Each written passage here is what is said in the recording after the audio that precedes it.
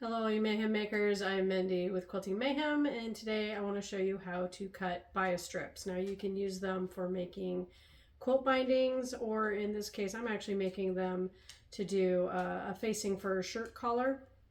But either way, I need these strips to be bias. And what is bias? Bias means that it is on the diagonal, on a 45-degree diagonal through fabric. So cotton fabric, it's straight of grain, runs kind of up and down, inside to side. That's how it's woven. And so the bias is cutting diagonally through it. And that's what we want because that's what's going to make it stretchier. So if you're doing curved binding, points, anything not straight, you definitely want bias for that.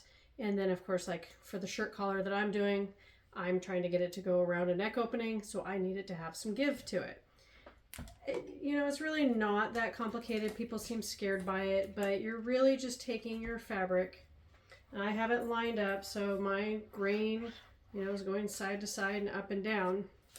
And then I have a 45 on this ruler. So this is just my creative grid, 8.5 by 24.5. And so I have a 45-degree line on that. I can line it up on my cutting mat, and then I'm just going to cut my diagonal 45 through here.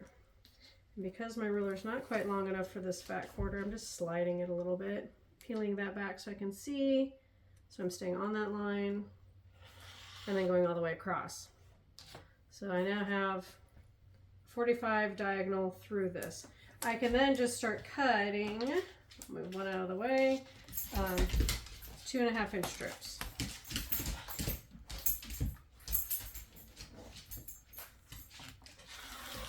Until I get down to a point that it's really just not big enough.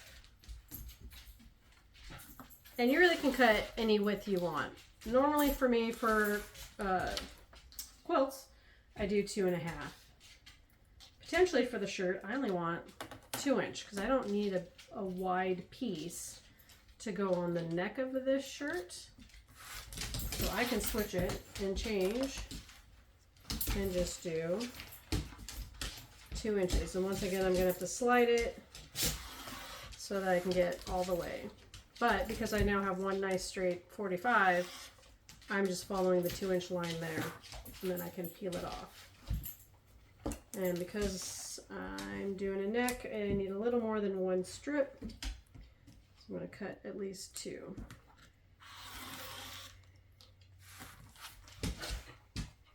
And that should be more than plenty for the shirt that I need. But that's really all it takes. You then go take your fabrics and you join them at your sewing machine. And I generally put them together kind of as a T, and I just sew from one point to the other. It actually doesn't matter how much that does offset. As long as you sew from one point to the other, it will join in just the right way that you need it. So that is the basics of doing bias cutting and bias binding. Hope that helps. Have a lovely day. Keep on stitching.